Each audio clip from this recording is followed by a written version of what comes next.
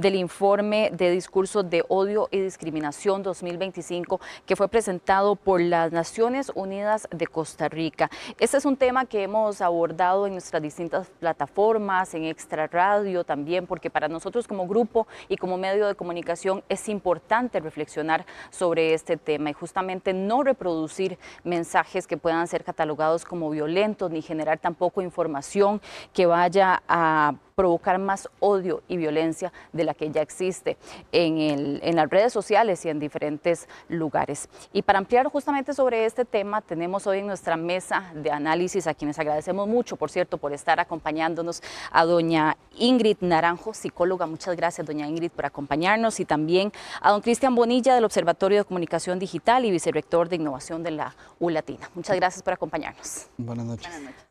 Vamos a iniciar esta conversación. Ahí veíamos los datos justamente de este informe que, a ver, no nos sorprende porque yo creo que todos somos testigos de estos discursos y estos comentarios negativos que estamos viendo, pero sí es interesante desmenuzar un poco los datos que estamos viendo. Don Cristian, tal vez para empezar con usted, nos llama la atención que X es de las redes sociales, según donde nos mencionaban este informe, donde se presenta y se determinó que hay mayor cantidad de mensajes de odio, porque en esta red, ¿por qué? Más bien, sería que en esta red se concentra mayor la cantidad de comentarios negativos. ¿Es por el formato? Creo que hay un poco más de anonimato también. ¿Qué es lo que nos lleva a ver este nivel de violencia acá? Sí, es muy interesante el comportamiento de las personas normalmente en la red social X o anteriormente Twitter, porque es una comunidad pequeña en el país. Son poco más de 400,000 cuentas que existen registradas en Costa Rica, pero aún así, precisamente el formato de esta red social es para poder conversar y debatir temas. De hecho, que fue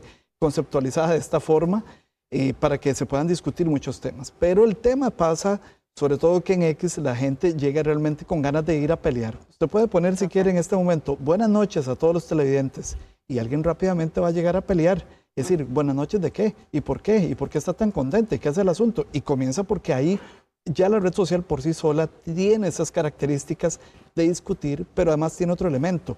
Es una red social para escribir, no es para subir fotografías, no es para compartir la vida personal, la vida profesional, es para ir a hablar.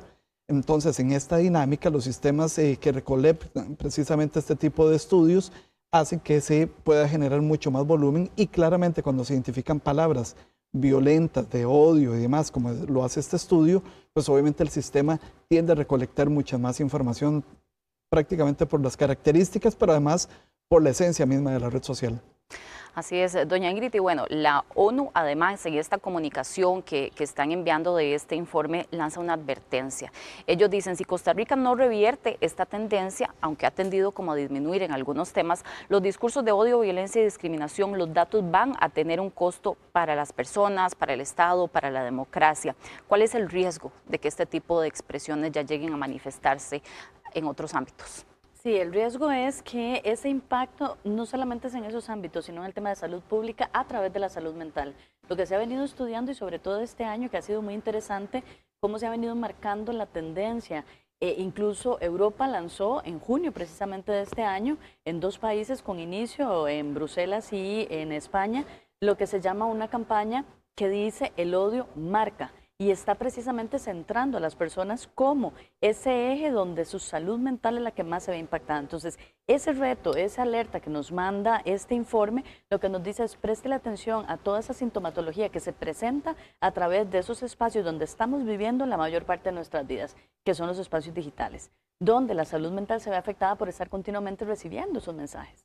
No solo los que lo emiten, sino los que recibimos y leemos además. Sí, el impacto es para todas las personas. Cuando usted está expuesta a situaciones de violencia que empiezan por estos mensajes de odio, que son violencias, que están marcadas, como bien lo explicaba el compañero, en términos de cualquier cosa que usted diga, cualquier interacción que usted ejecute a través de su vida digital, puede y va probablemente a recibir más descargas de discriminación, de odio, de violencia, de enojo, que de buenos motivos. Esto va marcando tanto a la persona que lo genera, porque desde que lo genera ya no se está hablando de una situación de su salud mental y del comportamiento, que es por la cual deposita ahí esos espacios con esa tendencia marcada a esos mensajes. Y quienes los reciben, directa o indirectamente, también tenemos un fenómeno de impacto. Y digo indirectamente porque yo puedo ser la persona receptora de ese mensaje, Pero cuando yo lo traslado a mis amistades, a mi círculo, fuera del entorno virtual e incluso ahí mismo, estoy exponiendo a esa violencia a esas otras partes. Entonces, esto es como una gotita que cae y tiene una onda expansiva. La salud mental de todos, por eso le hablé de salud pública. Qué interesante. Bueno, vamos a ver justamente unos gráficos que tenemos con estos datos que menciona el informe, donde vamos a ver cuáles son los principales hallazgos. Por ejemplo, X es la red social en la que se generan más discursos de odio, como bien lo estábamos conversando, seguido de Facebook, Instagram y Reddit, que hablábamos ahora fuera de cámaras, que probablemente aquí no sea tan conocido, pero que también se utiliza mucho en otros países. Y ahí vemos el porcentaje de cuál es esta interacción y cuáles son los comentarios negativos, de odio, como bien lo mencionan en el informe. Pero también hay algunos temas específicos en los que se aumenta muchísimo la generación de este tipo de comentarios violentos y negativos. La distribución por volumen, según segmenta este informe, es que en primer lugar se encuentran los comentarios de política y realidad nacional. Y eso nos lleva tal vez a una pregunta que les voy a hacer ahora. Nos acercamos y estamos ya en un panorama de campaña política.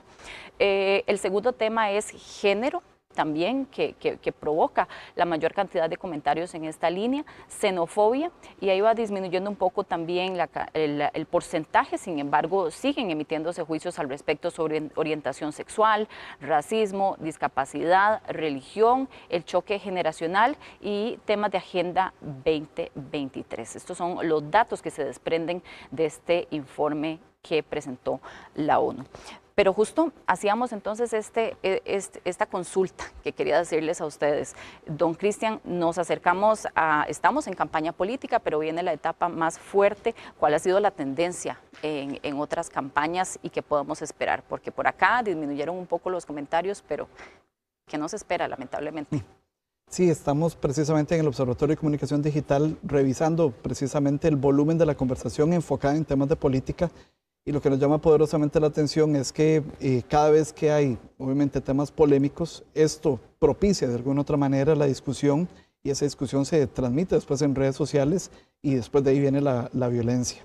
Hemos venido analizando incluso, por ejemplo, violencia digital hacia las mujeres en política, lo cual es muy interesante porque no es que no haya violencia digital para los hombres, solamente que se manejan muy diferente. Por una parte, los hombres son tratados a nivel de violencia solo como corruptos, es un poco como los argumentos que se dan a nivel de redes sociales. En el caso de las mujeres en política profundiza mucho más otros temas coyunturales. Por ejemplo, hablamos de, la gente le dice, bueno, ¿por qué no se devuelve a su casa, por ejemplo, a atender a su esposo y a sus hijos? Ese tipo de elementos, normalmente hacia los hombres no hay ese tipo, digamos, de ataques, o incluso ataques al físico, a la edad, por ejemplo, de las mujeres en política.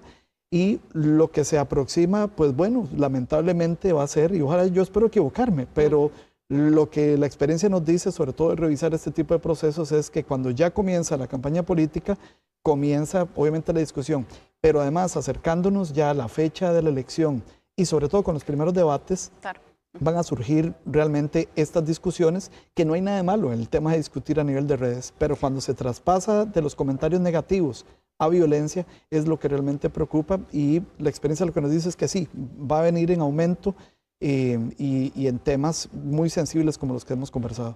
Lamentablemente, ojalá que no, eso es lo que queremos generar con estos espacios y con estas conversaciones que nos lleven a reflexionar. Doña Ingrid, y es que creo que hay una línea muy delgada, porque muchas personas justifican que están expresando su opinión, que es libertad de expresión, que pueden decir lo que quieran, pero ¿es realmente así o puedo estar violentando a otras personas con lo que estoy diciendo o escribiendo?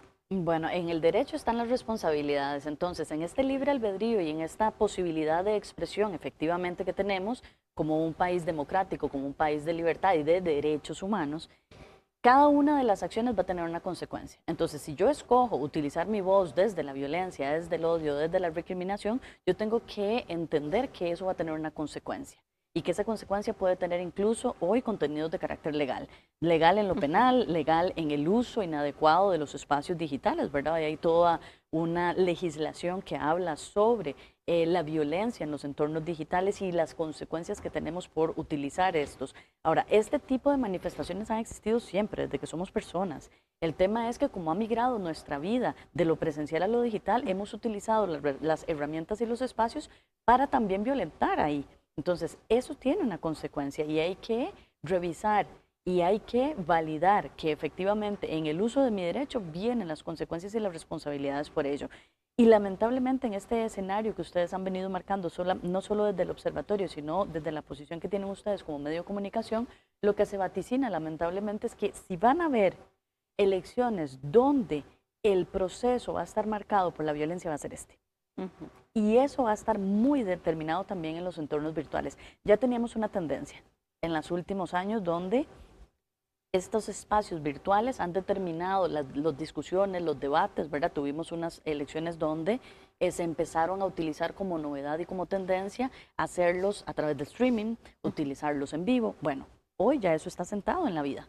Y probablemente ahí es donde se vaticina que vamos a utilizar a través de lo que usted también nombró, el anonimato, el uso de los elementos que permiten la virtualidad, como tener un montón de troles, de personas fantasmas, de perfiles falsos, para poder hacer uso de ese libre albedrío, de esa libre expresión, pero desde el anonimato. Eso no resta responsabilidades. El tema es que el impacto que vamos a ver es muy fuerte, no solamente en términos de la salud pública, sino de la validación social, que es un mensaje que estamos dando que no es nada bueno para las juventudes, para la niñez y para las nuevas generaciones, donde se dice que así se habla, que así se dialoga, que así se transmite la comunicación, y eso no podemos permitirlo.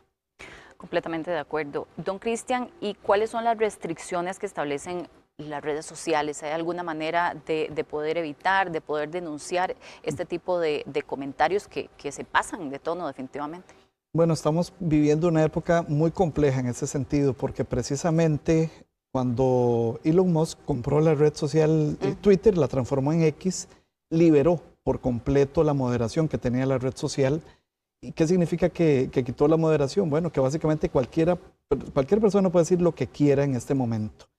Y precisamente arrancando esta administración en Estados Unidos, también Meta, en este caso Mark Zuckerberg y todo el complejo de redes sociales en Meta, tomó la misma decisión. Entonces, no hay nadie que de una u otra manera esté moderando las conversaciones. Los usuarios pueden denunciar algunos contenidos, pueden decirle a la red social, este contenido, por ejemplo, es ofensivo, es racista, es sexista, pero van a pasar bastantes días, digamos, sí, que el contenido se queda ahí. A diferencia de antes, que había, por lo menos en X, un equipo de moderación. Habían humanos e inteligencia artificial, las dos cosas funcionando al mismo tiempo. Igual en Meta, gente que estaba revisando videos, contenidos, y de una u otra manera, con inteligencia artificial, iban filtrando inmediatamente contenidos violentos. Y en el caso de X, pues bueno, había también equipos de moderación dedicados a eso. Con la nueva administración y los nuevos dueños, pues no, ellos dijeron que la red social está libre totalmente de escribir lo que la gente quiera.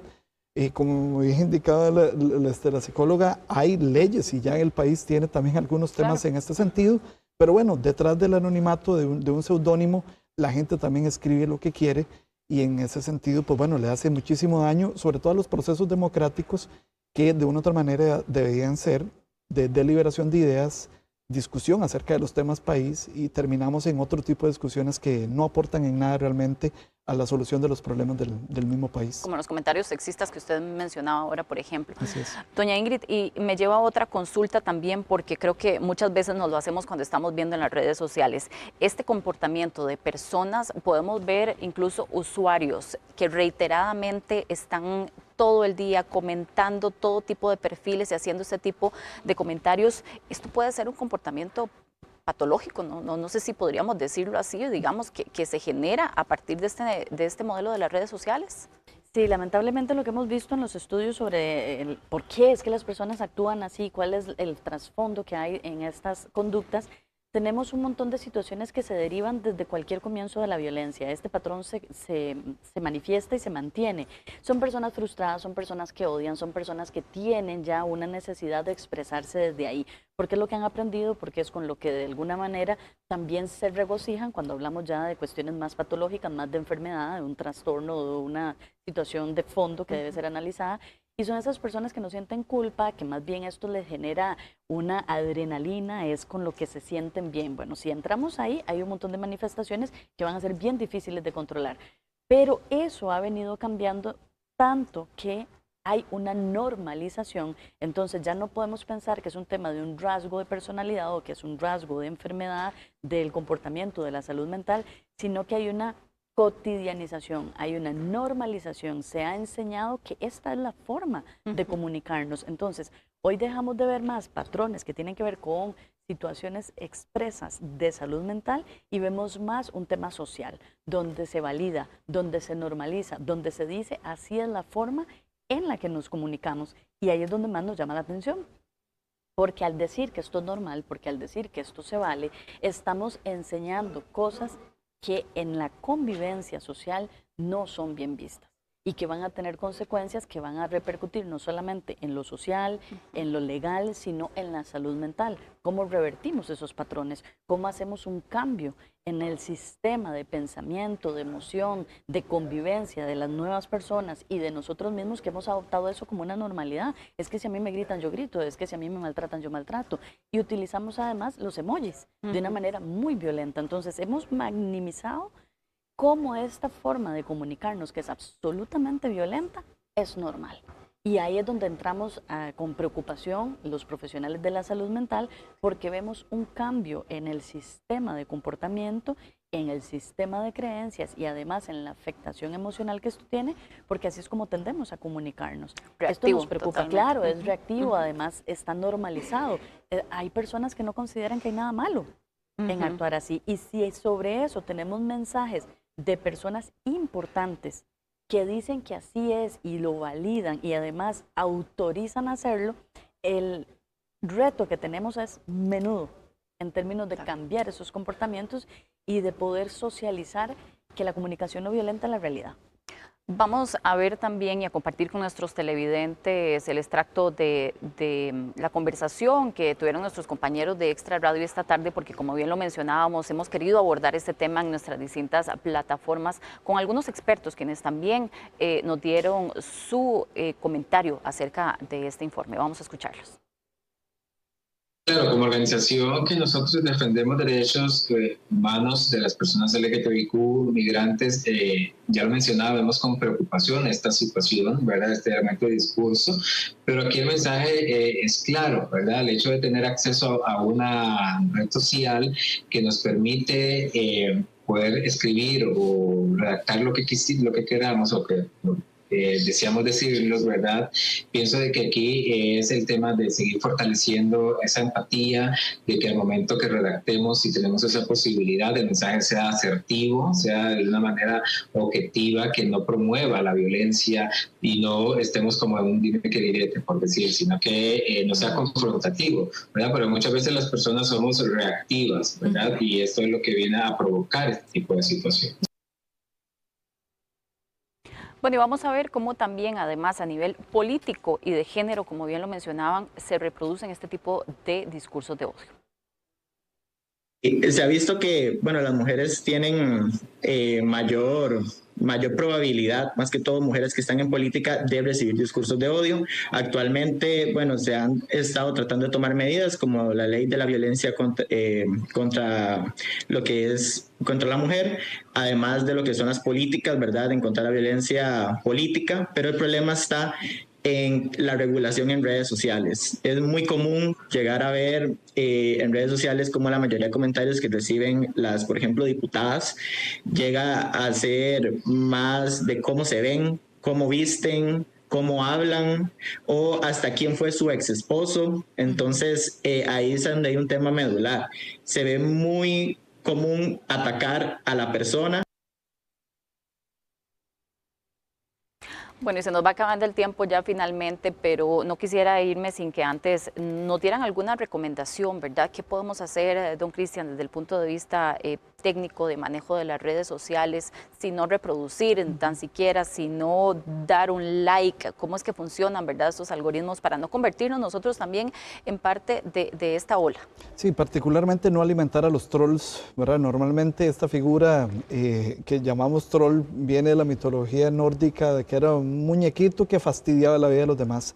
¿Cómo se alimenta un troll? Precisamente discutiendo y entrando en ese círculo de violencia Y el llamado, sobre todo a nivel digital, es que el troll desaparece en la medida que no tiene con quién discutir. Entonces, alguien quiere discutir, bueno, para discutir se necesitan dos. Entonces, básicamente, ignorar los discursos o las discusiones, no meterse, digamos, en estos temas. Y nuevamente, alguien puede tener una posición, la puede esgrimir sin ningún problema a nivel de redes sociales, pero si alguien inmediatamente viene a pelear, no se preste para eso y va a ver que el mismo troll va a ir a buscar a otras personas porque se alimentan los trolls finalmente de eso, de la discusión, de la polémica y de la gente que quiere argumentar, y ahí no hay forma de ganar en ese terreno. Y es que, no sé si me equivoco, pero es que además el solo verlo interactuar, ¿verdad? O ingresar en contacto con estos perfiles alimenta esa discusión. Sí, y algo interesante que además es que, por ejemplo, en este estudio de ONU dice que, por ejemplo, el usuario que puso más comentarios violentos hace uno cada 15 minutos. Esto me llama la atención porque o es alguien que está a tiempo completo dedicado y este puede ser, entre comillas, su trabajo. O sea, hay alguien que le está pagando para poder hacer esto, ¿verdad? O en su defecto es una persona manejando cuentas robotizadas que se dedican a esparcir este tipo, digamos, de comentarios y odio. Entonces hay que estar muy atentos a identificar ese tipo de perfiles, no prestarse para discutir y parar ahí mismo, pues la violencia en este caso digital se detiene, no prestándose a la discusión con trolls. Gracias, don Cristian. Doña Ingrid, finalmente también su recomendación, su comentario sobre este tema.